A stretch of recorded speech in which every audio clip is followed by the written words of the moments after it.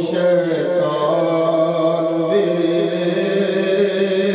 صدا نہیں رہنا اتھے کسی انسان وے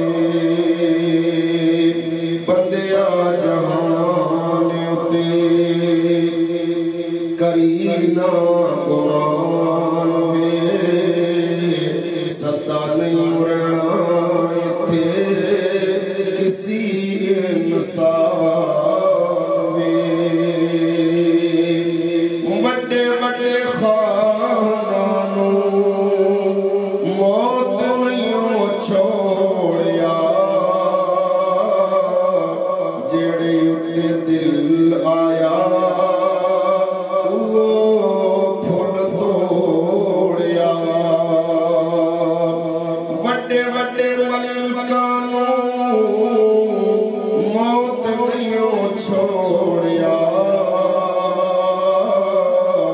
جڑے اتے دل آیا وہ پھول توڑیا ہرے بھرے باغ کئی ہرے بھرے باغ کئی کیتے اس ویران میں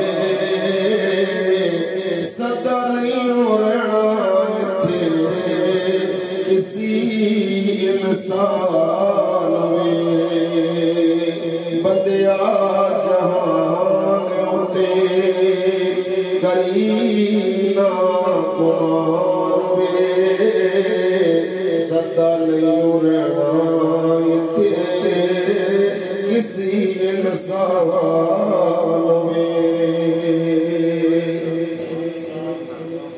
اللہ رب العالمین کی حمد و ثنا کے بعد حضور نبی اکرم نور مجسم شفیع اعظم علیہ السلام کی بارگاہ اقدس و قدس میں ہدیتاً تحفتاً تبرکاً صلاۃ و سلام کا نذرانہ عرض کرنے کے بعد نہایت لائق سب تکریم و تعظیم میری جماعت کے مقتدر علماء کرام نعت خوانان شیرین لسان و معزز سامعین احباب سب سے پہلے یہ اللہ کی برگاہ میں التجا ہے دعا ہے کہ خالق کائنات بھائی حسنین صاحب کی دختر محترم مرحومہ مغفورہ اور عاطف صاحب کی اہلیہ محترمہ اور ان کے دونوں بچوں کو اللہ رب ذوالجلال جنت الفردوس میں مقام علیہ مقام عظمہ اور مقام رفیع نصیب فرمائے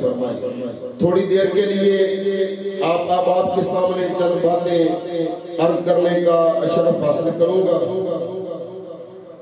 تھوڑا میں انتظار کر لیتا بعد میں دو چار لفظ آپ کے سامنے بیان کر لیتا اصل میں مسئلہ یہ ہے کہ ترچا کے گوش پاک کی محفل ہے وہاں حاضری ہے وہاں سے ہو کر پھر ڈوک نشاری پر شیر زمان نامی ڈرائیور تھے ان کا انتقال ہوا 2 بجے کا جنازہ ہے تو اس جنازے کے اندر شرکت کرنی ہے تو دعا فرمائیں اللہ رب ذوالجلال مرحومین مغفورین کو جنت الفردوس میں اعلیٰ مقام نصیب فرمائے جتنے احباب یہاں پہ تشریف لائے ہیں اللہ رب ذوالجلال تمام احباب کا یہاں پہ آنا اپنی برگاہ ناز میں قبول و منظور فرمائے اللہ رب ذوالجلال نے قرآن مقدس میں اعلان ذی وقار ارشاد فرمایا اس اعلان کو سماعت کرنے سے پہلے میرے محبوب کریم علیہ السلام کی ایک حدیث پاک سے بات فرما لیں کتب صحاح کے اندر اس حدیث پاک سے نقل کیا گیا ہے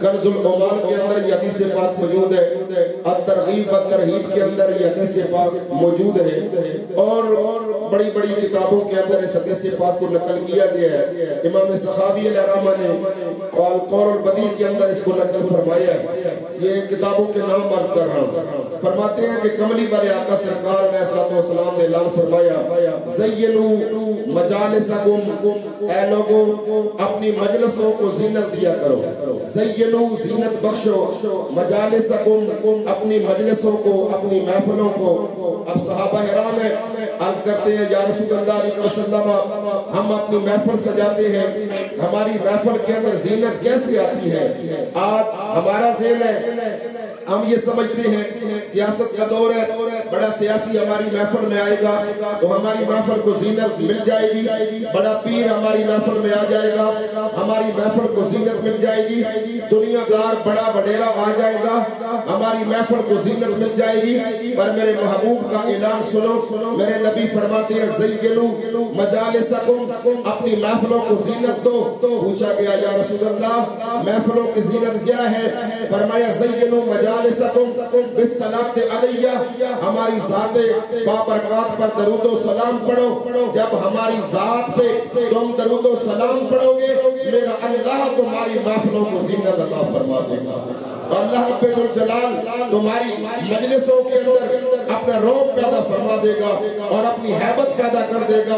اللہ تمہیں کائنات کا حسن و جمال بھی عطا کر دے گا، آخرت کا حسن و جمال بھی میرا اللہ تمہیں عطا کر دے گا۔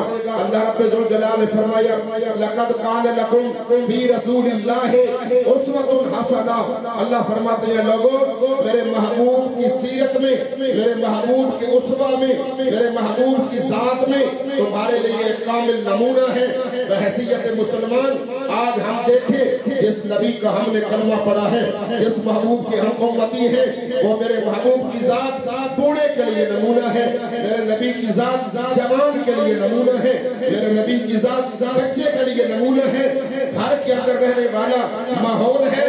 میرے نبی کی ازدواجی زندگی کو مشاہدہ کرو، میرے محبوب نے اپنی 9 ازواج مطہرات کے ساتھ جو نکاح فرمائے، میرے محبوب نے اپنی بیویوں کے ساتھ کیسے سلوک فرمایا، میرے محبوب نے اپنی بیٹیوں کے ساتھ کیسے سلوک فرمایا، میرے محبوب نے اپنے خاندان والوں کے ساتھ کیسے سلوک استعمال فرمایا۔ میرے محبوب کی زندگی اگر کوئی مجاہد ہے میرے نبی کے میدان جہاد کو دیکھے، اگر کوئی شخص زندہ دار ہے میرے نبی کی تہجد گزاری کو دیکھے، اگر کوئی حکمران ہے میرے نبی کی سلیقہ حکمرانی کو دیکھے، اور یہ بات کھل کے سامنے آ جائے گی دنیا کے ہر شعبے کے اندر میرے نبی کی سیرت کا پہلو موجود ہے، میرے نبی کی زندگی کا طریقہ موجود ہے۔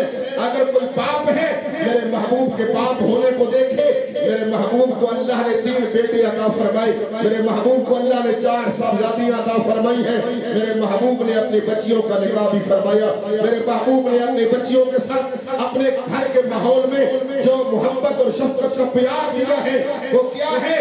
آؤ بھائیو میں علماء کا قول بیان کرنے کے بعد آگے چلنے کی کوشش کرتا ہوں۔ علماء نے اس بات کو لکھا ہے کہ ایک گھر میں ایک بچہ بھی موجود ہے اور بچی بھی موجود ہے، بیٹا موجود ہے، بیٹی موجود ہے۔ شریعت یہ کہتی ہے ان بچوں کا باپ بازار میں گیا، وہاں سے کوئی چیز لے کر آیا بچوں کے لیے تو گھر میں آیا ہے۔ اب سوال یہ پیدا ہوتا ہے کہ وہ بوڑھا باپ جو بازار سے شے لے کے آیا ہے، چیز لے کے آیا ہے، گھر میں داخل ہوا، اب بیٹا بھی موجود ہے، بیٹی بھی موجود ہے، تو وہ شے جو لے کے آیا ہے یا وہ پہلے بیٹے کو دے یا بیٹی کو دے؟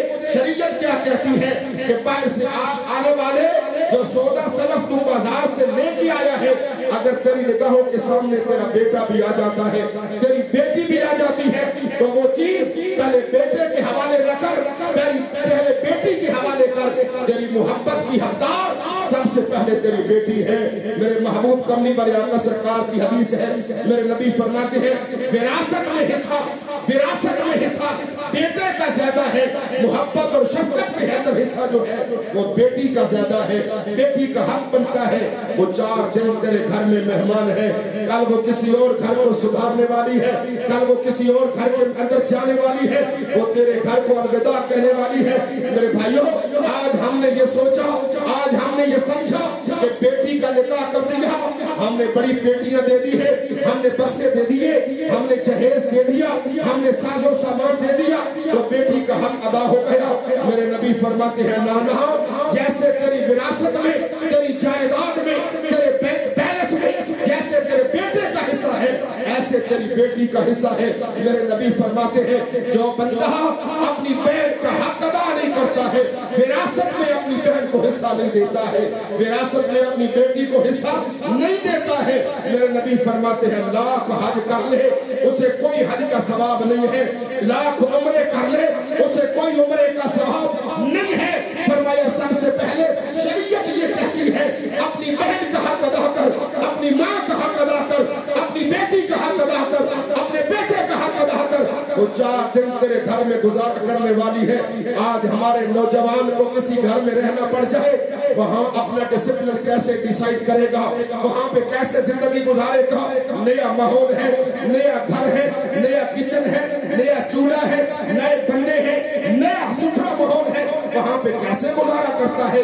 لیکن شاباش دو نہ اس بیٹی کو جو اس ماحول میں جا کے ایڈجسٹ ہو جاتی ہے, دوسرے خاوند کے ساتھ ساری زندگی گزار دیتی ہے, ان کے گھر والوں کے ماں اور باپ کا ادب و احترام کرتی ہے. میرے نبی کملی والے آقا سرکار جب کائنات میں تشریف لائے, اندازہ کرنا میرے نبی کے تشریف لانے سے پہلے مکے کا ماحول کیا تھا, مکے کے اندر لوگوں کا کردار کیا تھا.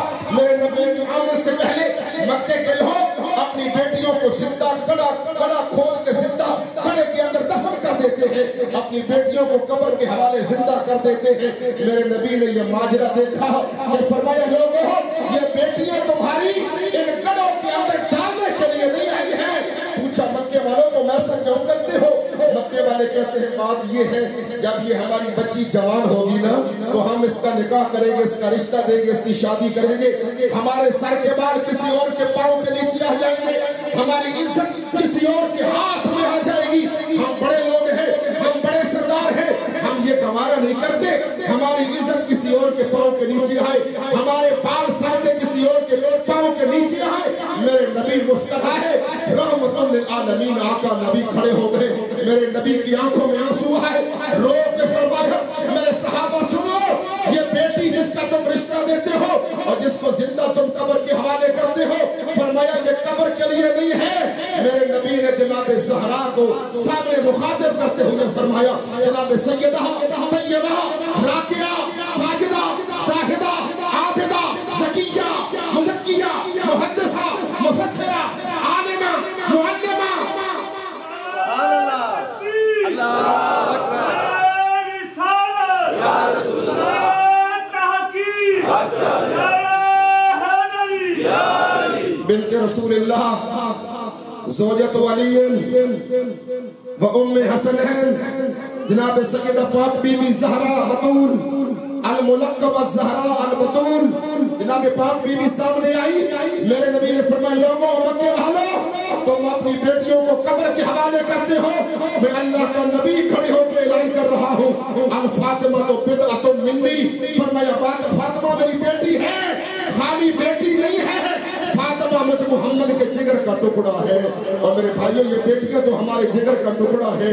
آؤ دیکھو میرا اللہ رب ذوالجلال قرآن میں فرماتا ہے مومن کا طریقہ یہ ہے, مومن ہر حال میں اپنے رب پہ خوش ہوتا ہے.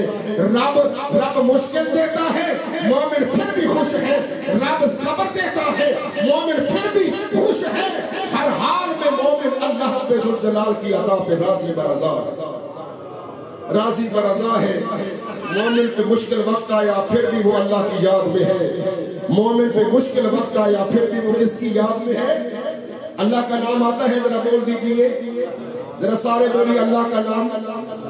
ہمیں رزق دینے والا کون ہے جی؟ آسمان کو بنانے والا کون ہے جی؟ زمینوں کو پیدا کرنے والا کون ہے جی؟ انبیاء کو بھیجنے والا کون ہے جی؟ سارے رسولوں کو کائنات میں رسالت کا منصب دینے والا کون ہے جی؟ ولیوں کو ولایت دینے والا کون ہے جی؟ غوثوں کو غوث بنانے والا کون ہے جی؟ ابدالوں کو ابدالیت کا مقام دینے والا کون ہے جی؟ ارے پانیوں کو چلانے والا کون ہے جی؟ اور جبریل کا رب کون ہے جی؟ ذرا بولیے رب کا نام لیجئے. جبریل کا رب کون ہے؟ اللہ. میکائیل کا رب کون ہے؟ آج ہم سنیوں کے اندر یہ بھی پھیڑا ہے, آج ہم توحید کو بھول گئے. میرے بھائیوں سنو, میرا خالق وہ ہے جو کائنات میں ہر ایک شے کو وجود دینے والا ہے. نبی اس کے در کے محتاج ہے, شہید اس کے در کے محتاج ہے, انبیاء اللہ کے سامنے سجدہ ریز ہوتے ہیں. کوئی وقت کا پیغمبر ہے اللہ کے سامنے سجدہ کر رہا ہے. میرا خالق ساری کائنات کا مالک ہے. قرآن کو نازل کرنے والا میرا اللہ, تورات کو نازل کرنے والا میرا اللہ, زبور کو نازل کرنے والا میرا اللہ, انجیل کو نازل کرنے والا میرا اللہ. نبی کے صحابہ اللہ کے محتاج, میرے نبی کی آل بیت کس کے محتاج؟ نہیں بول رہے ہیں. سبحان اللہ. بولیے ذرا سبحان اللہ. کس کے محتاج؟ ہم نماز 5 وقت کس کی پڑھتے ہیں؟ ہم رزق کس کا کھاتے ہیں؟ یہ زمین کس کی ہے؟ اور میرے بھائیو اللہ کی ہے، اللہ کی ہے۔ میرے کمری والے آقا سرکار کو میرے رب نے فرمایا اے میرے محبوب اعلان کر دو قل ان صلاتی و نسکی و محیایا و مماتی للہ رب العالمین۔ یہ قرآن بیان کیا ہے میں نے، یہ میاں محمد بخش جلوی صاحب کا کلام نہیں ہے، یہ محمد عربی پہ نازل ہونے والا قرآن ہے۔ میرے بھائیو یہ وہ اللہ کا قرآن ہے جو میرے مدنی سرکار نے مکے کی زمین پہ پڑھا، میرے نبی نے مدینے کی سرزمین پر پڑھا، میرے کملی والے آقا سرکار نے بدر کے میدان میں پڑھا، میرے نبی نے احد کے میدان میں پڑھا، میرے نبی نے اندر بیٹھ کے پڑھا، میرے نبی نے بازاروں میں جا کے پڑھا۔ مکے والے سارے مخالف ہو گئے، مکے والے کہتے ہیں اے محمد بن عبداللہ اللہ کا قرآن پڑھنا بند کر دے۔ میرے نبی کے صحابہ کو میرے نبی نے قرآن پڑھایا، میرے نبی کے ابو بکر نے بھی قرآن پڑھا، میرے نبی کی حضرت عمر نے بھی قرآن پڑھا، حضرت عثمان ذوالنورین نے قرآن پڑھا، حیدر کرار نے قرآن پڑھا۔ میرے تیرے لجپال آقا مدنی سرکار کے نواسے نے کربلا کی دھرتی پہ قرآن پڑھا ہے۔ وہ قرآن پڑھنے کا انداز کیا ہے؟ آج تو اور میں قرآن پڑھتے ہیں، مصلے پہ پڑھتے ہیں، مسجد میں پڑھتے ہیں، منبر پہ پڑھتے ہیں، ٹھنڈی چھاؤں میں بیٹھ کے قرآن پڑھتے ہیں۔ میرے حضرت علی کے لخت جگر نے، جناب زہرا کے لخت جگر نے، حضرت مصطفیٰ کریم کے پیارے نواسے نے قرآن پڑھا ہے۔ دھڑ الگ ہو گیا ہے، سر الگ ہو گیا ہے، سر انور نیزے کی نوک پہ چڑھ گیا ہے۔ حضرت امام علی مقام کے سر انور سے آواز آتی ہے یاسین والقرآن الحکیم انک لمن المرسلین۔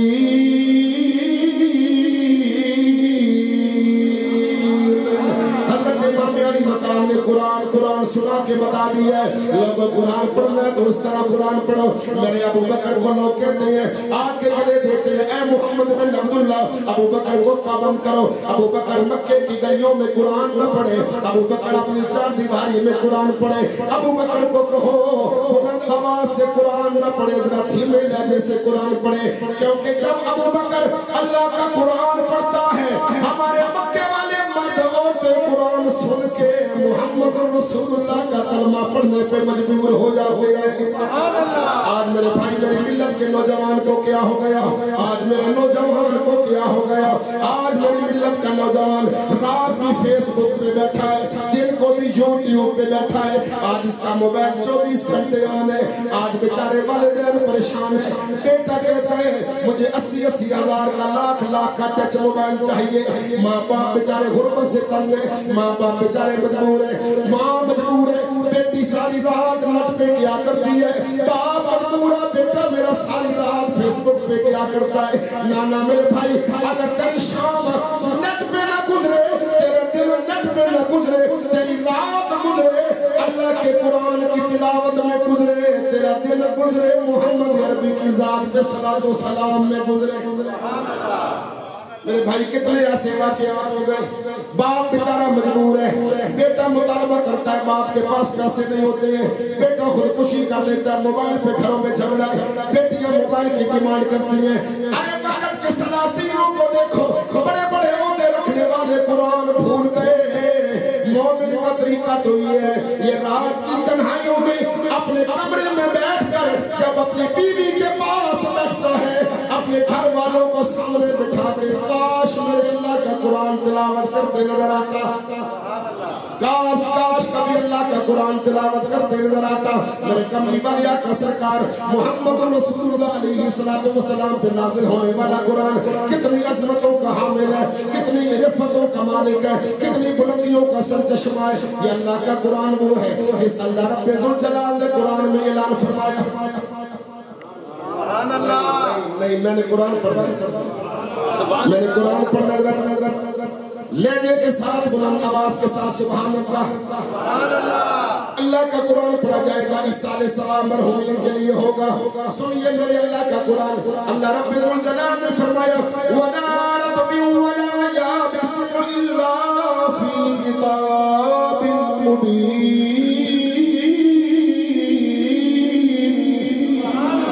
اللہ فرماتے ہیں لوگوں ہر خشکی کا علم قرآن کے اندر ہے، ہر طریقہ علم قرآن کے اندر ہے، خشکی کا علم بھی قرآن کے اندر، طریقہ علم بھی قرآن کے اندر. آپ دوسرے مقام پہ اللہ کے قرآن کو استعمال کرتا جا. اللہ رب ذوالجلال نے فرمایا لوگوں وَلَا أَصْغَرَ مِنْ ذَلِكَ وَلَا أَكْبَرَ إِلَّا فِي كِتَابٍ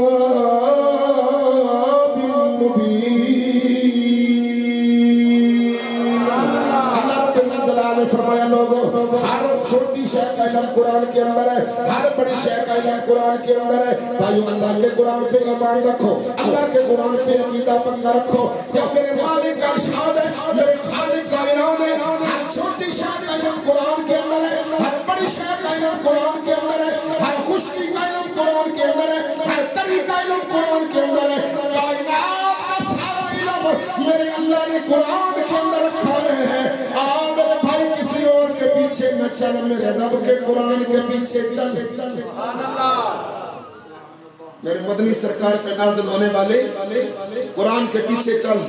اور میرے بھائی جب تو قرآن کے پیچھے چلے گا نا تو اللہ کائنات کی ساری نعمتیں تیری جھولی میں ڈال دے گا، تیری جھولی میں ڈال دے گا. آؤ سنو میرے نبی کملی والے آقا سرکار کی زوج محترمہ ہے، نام مبارک ہے حضرت ام سلمہ. نام مبارک کیا ہے حضرت ام سلمہ.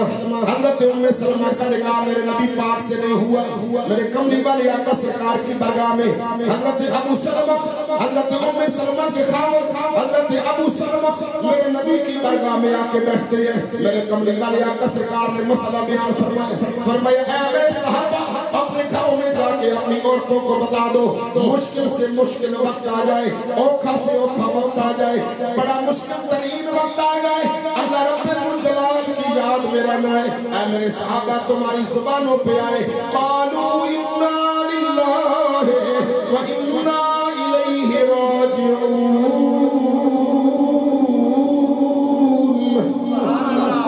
میرے نبی نے فرمایا تیری زبان پہ یہ جملہ ہے انا للہ و انا الیہ راجعون.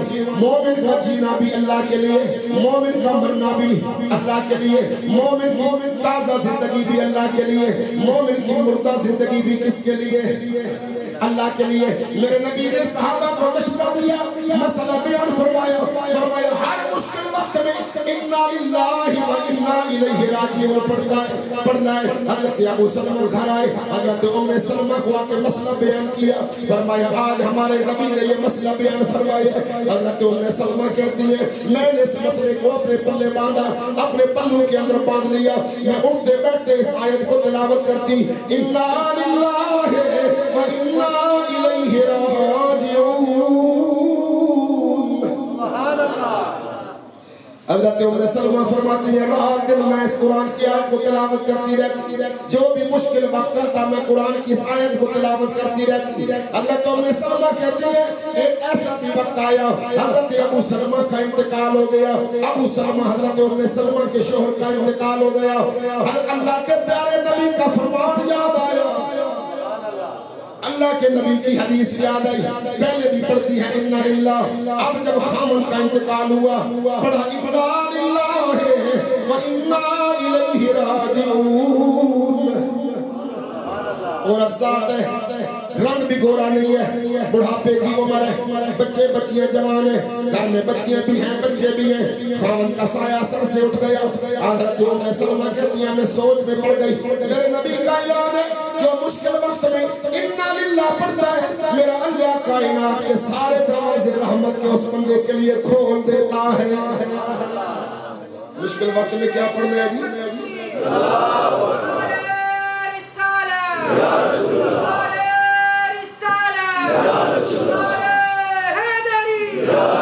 مشکل وقت میں کیا پڑھنا ہے؟